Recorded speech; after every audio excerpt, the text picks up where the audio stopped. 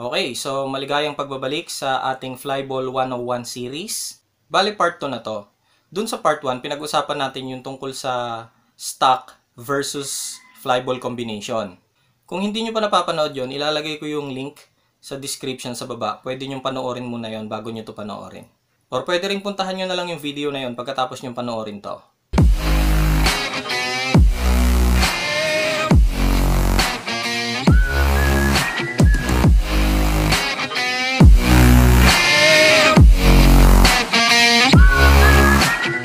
So dito naman sa part 2, pag-uusapan natin yung pagtotono ng bola. Depende sa power band ng motor. Ako kasi personally ha, hindi ko nilalahat. Pero ako, nakasanayan ko na kapag nagtotono ako ng bola is ang major factor na kino-consider ko ay yung power band. So ano ba ang power band? At saka ano ang kinalaman ng power band sa pagtotono ko ng bola?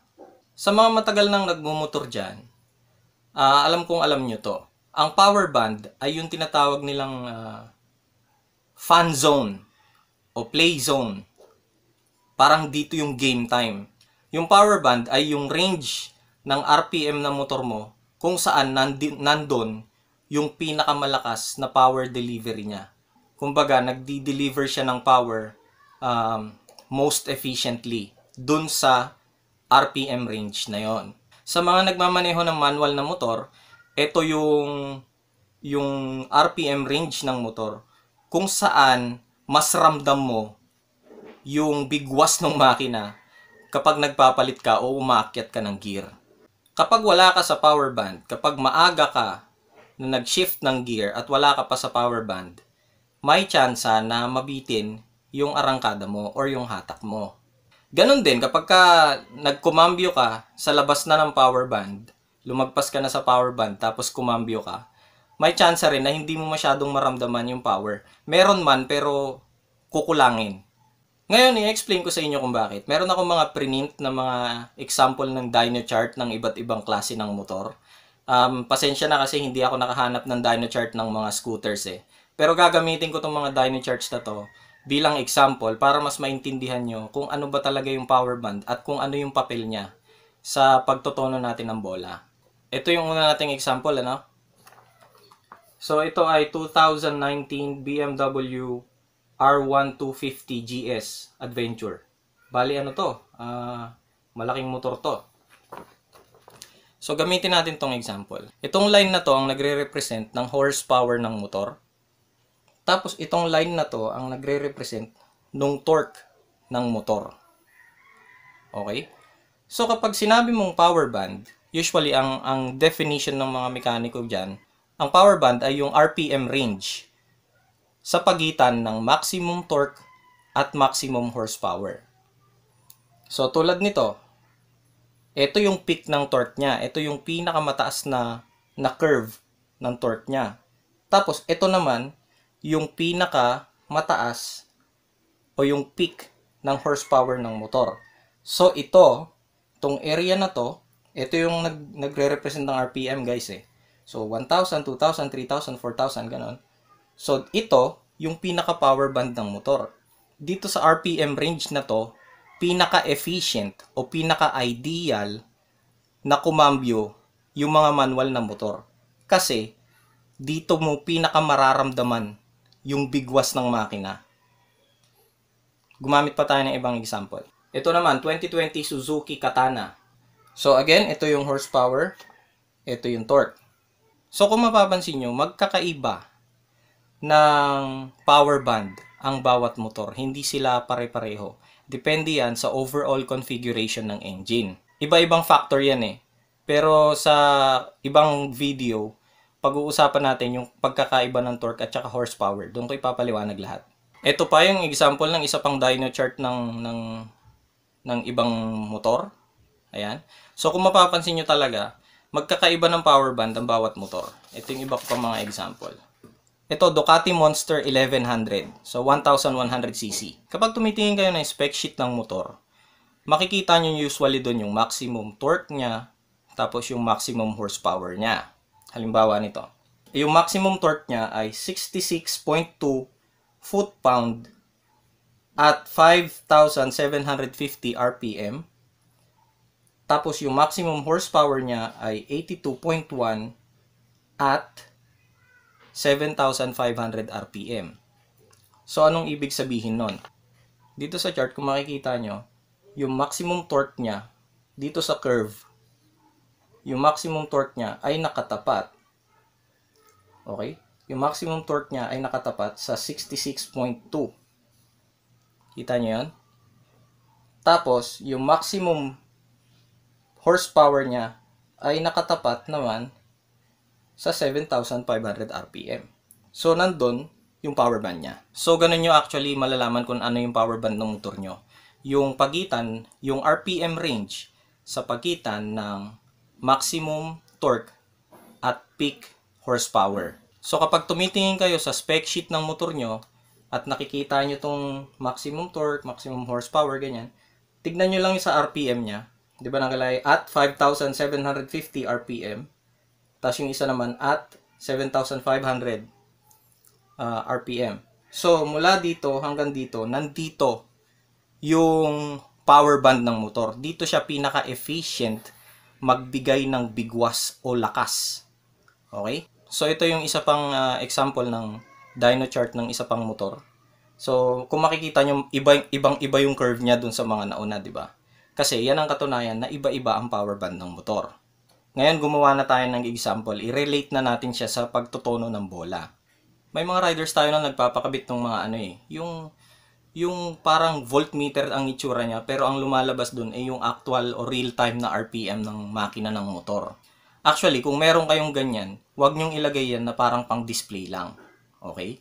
Ilagay nyo yan para matansya nyo rin kung nagtotono ba kayo ng bola at nasa loob pa rin kayo ng power band. Mas di-discuss ko yan mamaya. So ito, bago natin i-discuss to, gusto ko lang muna ipaliwanag sa inyo na may mga motor na nandito ang power band. Ito RPM to 3,000, 4,000, 5,000, ganyan yan.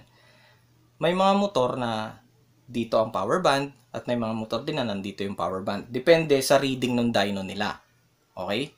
Kaya kung mapapansin nyo, sa magkakaibang motor, stock to stock man yan, merong motor na parang pakiramdam mo ma-RPM siya. At meron namang motor na hindi pa masyadong mataas yung RPM, umuusad na. Parehong CVT yun ha. Kaya ganun yun kasi yung isa, itinono ng manufacturer sa medyo mataas na RPM dahil nasa mataas na RPM din yung power band niya. At yung isa naman ay itinono ni manufacturer sa medyo mas mababang RPM kasi yung power band niya ay nasa mas mababang RPM. The best kasi talaga ang performance ng motor pag nasa loob ka ng power band. Pag masyado kang maaga at masyado kang late, kumbaga lumabas ka sa power band, hindi mo ma-maximize yung power na kayang ibigay ng motor mo. Alam nyo kasi mga paps, hindi ibig sabihin na higher RPM ay mas malakas. Hindi ibig sabihin na mas maungol at mas galit mas malakas. Dapat nasa loob ka ng power band. So, balikan na natin tong example. Okay. Ito, wag nyo na lang pansinin kung anong model. I-assume na lang natin na ito yung dyno chart ng motor mo. Ito yung reading niya. Okay. So, ito, yung torque, yung dotted line, yan yung torque. Ito naman, yung horsepower. Di ba napag-usapan na natin na ang power band ay nasa pagitan ng max torque at maximum horsepower. Pero bago natin pag-usapan, may iti-trivia lang ako saglit, okay? Alam nyo ba na may magic number ang mga dyno chart? Kung mapapansin nyo, kahit anong dyno chart pa yan, magtatagpo talaga yung torque at saka yung horsepower. Magtatagpo lagi yan. Tignan nyo to, nagtagpo sila dito, di ba? Ito, nagtagpo sila dito, di ba? Ngayon, kung mapapansin nyo rin, may magic number yan. Lahat ng engine, mapakotse man yan o motor, malaki man yan o maliit, magtatagpo ang torque at saka horsepower sa dyno sa 5,252 RPM.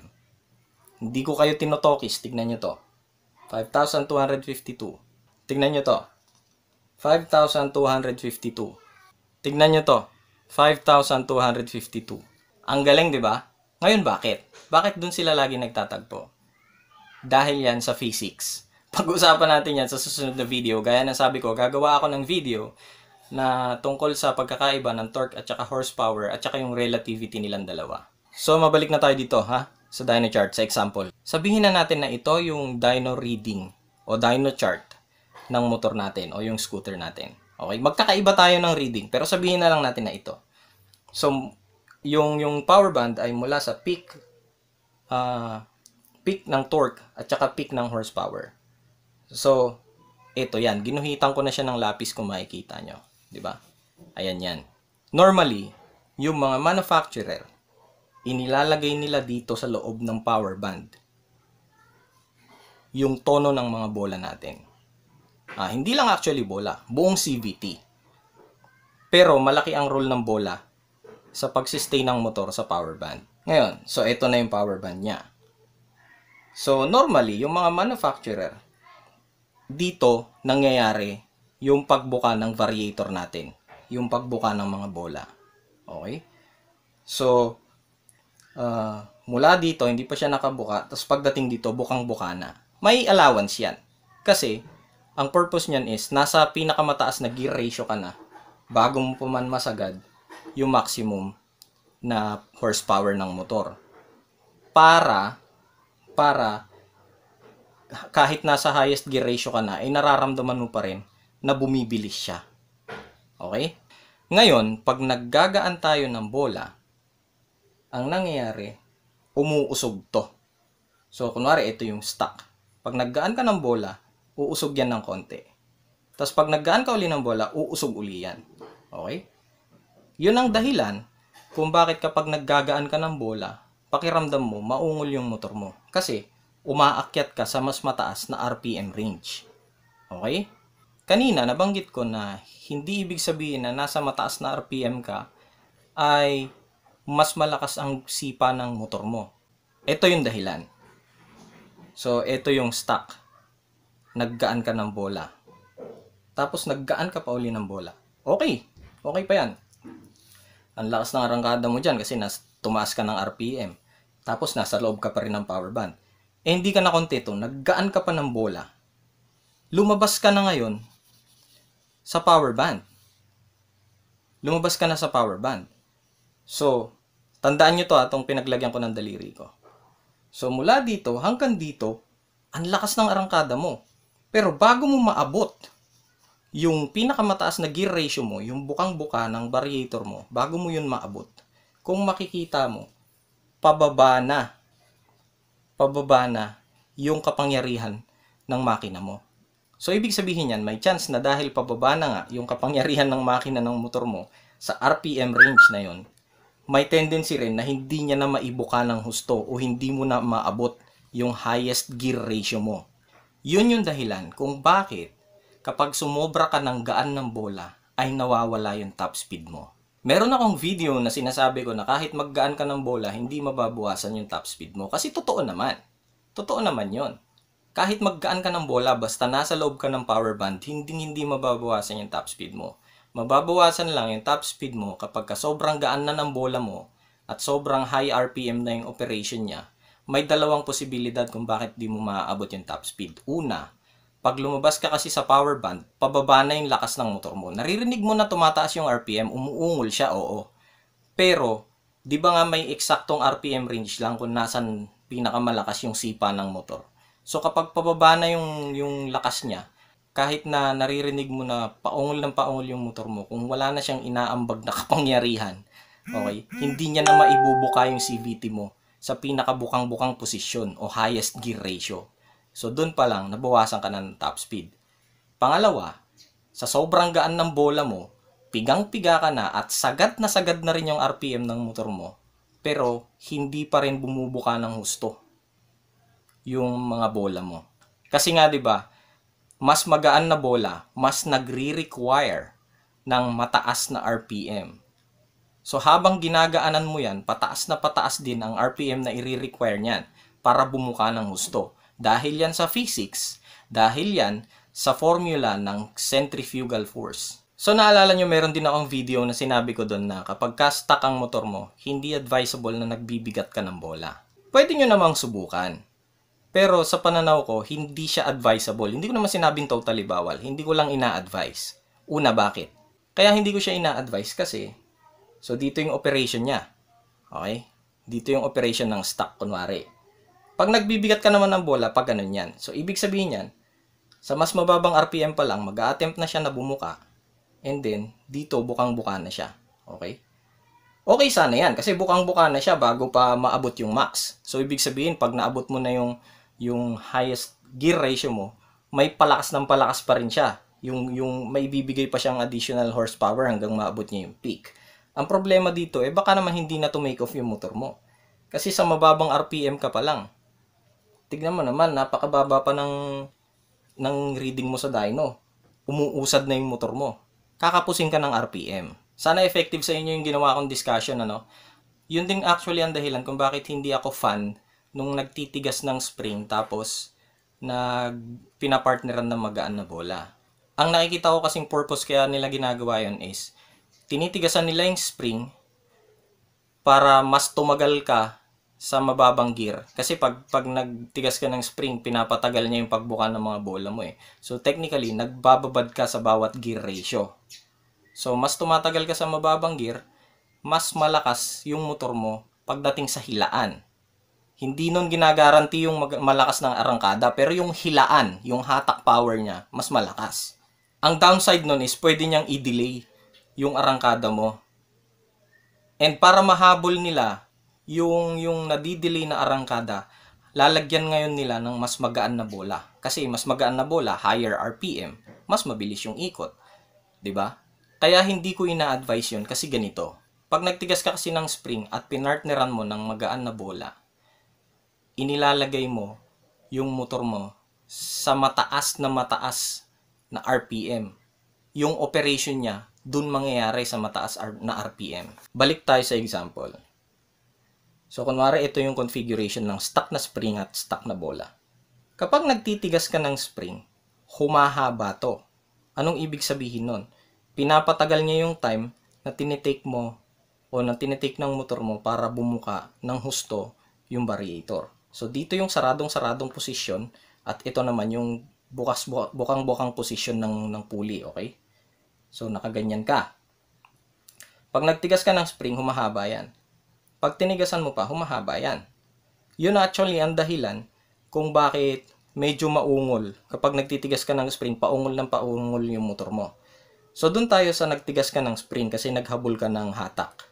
So, tumaas siya. Humaba siya. Tapos, naggaan ka pa ng bola para habulin yung arangkada. Pag naggagaan ka, tumataas to, di ba? So, imagine mo, lumabas ka na sa power band. From this point, hanggang dito sa guhit na to, oo, totoo, may mararamdaman kang power. Pero may chance din na magkakaroon ka ng loss of speed. Yung top speed, sorry, may chance na mabawasan ka ng top speed kasi lumabas ka na sa power band. Baka hindi niya na maibuka ng husto yung variator mo. Kahit pigang-piga ka na. Ngayon, para mas maintindihan nyo, ihalin tulad natin siya sa manual. Kunwari yung segunda mo, pag sinagad mo, yung talagang umiiyak na yung motor mo, kunwari kaya niyang tumakbo ng 40 o 50. Sabihin natin 50, sige.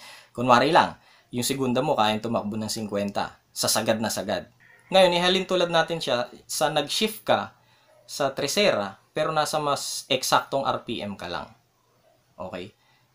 Yung segunda mo na sagad, kayang ibigay sa'yo yung 50, sige. Pero kung kaya naman siyang ibigay ng tresera sa mas mababang RPM o sa eksaktong RPM range, yung 50 na takbo, bakit hindi ka na lang mag-tresera? Yun yung dahilan ko kung bakit hindi ako fan nung pinagpa-partner mo yung matigas na spring sa magaan na bola. Kasi, imbis na nagtetresera na yung motor mo, nasa parteng segunda pa rin siya, tapos ang taas-taas ng RPM niya. Sayang naman. Oo, naibibigay niya yung hinahanap mong arangkada. Kagaya nga nung sinabi ko, kagaya ng segunda na piniga mo ng gusto, o naibigay niya yung 50 takbo. Pero, paano kung kaya naman palang ibigay ng tresera sa eksakto o mababang RPM lang? Di hindi ka nagtatapon ng gas. Ako kasi mostly, pag nagtutono ako ng motor ko, kino-consider ko rin yung efficiency. Hindi lang puro performance, binabalanse ko yan. Ngayon, hindi ko sinasabing mali yung ginagawa nyo. Hindi ko rin naman sinasabing tama ako. Kasi kanya-kanyang preferences yan. Ibinibigay ko lang yung point of view ko kung bakit sa tingin ko ay hindi advisable na pinapartneran yung matigas na spring ng malambot na bola, ng magaan na bola, sorry. Kasi may chance ang lumalabas ka na sa power band ng motor mo. Kung ano yung ginagawa nyo sa motor nyo, nire-respeto ko yan kasi preferences nyo yan. Wala namang tama o mali sa pagtotono ng motor eh. Ang pagtotono ng motor nagiging mali lang pag hindi siya sumasakto sa performance na hinahanap mo o yung preferences. Pero dahil nga magkakaiba tayo ng preferences, pwedeng yung tama sa'yo, mali sa iba, at pwedeng yung mali sa'yo ay tama para sa iba. Respetuhan na lang yan. So yun lang mga paps, sana may natutunan kayo. At saka huwag kayong matakot na mag-trial and error. Okay? Huwag kayong basta nagtatanong lang, palagay mo, pag nagkombinasyon ako ng ganito, ganyan, anong mangyayari? Huwag kayong matakot na subukan nyo sa sarili nyo. At pag sinubukan nyo yan, magigets nyo rin na totoo yung mga sinasabi ko sa mga videos ko. So yun lang mga paps, pasensya na hindi pa tayo makapag-vlog ng merong baklasan kasi naka-lockdown eh. Hindi natin makuha yung mga tools na kailangan natin. Pero once na mawala na tong problema natin sa epidemya, itutuloy natin yung iba pa nating topic na may kasamang baklasan. Yun lang muna sa ngayon. Dahan-dahan sa pagmamaneho mga paps.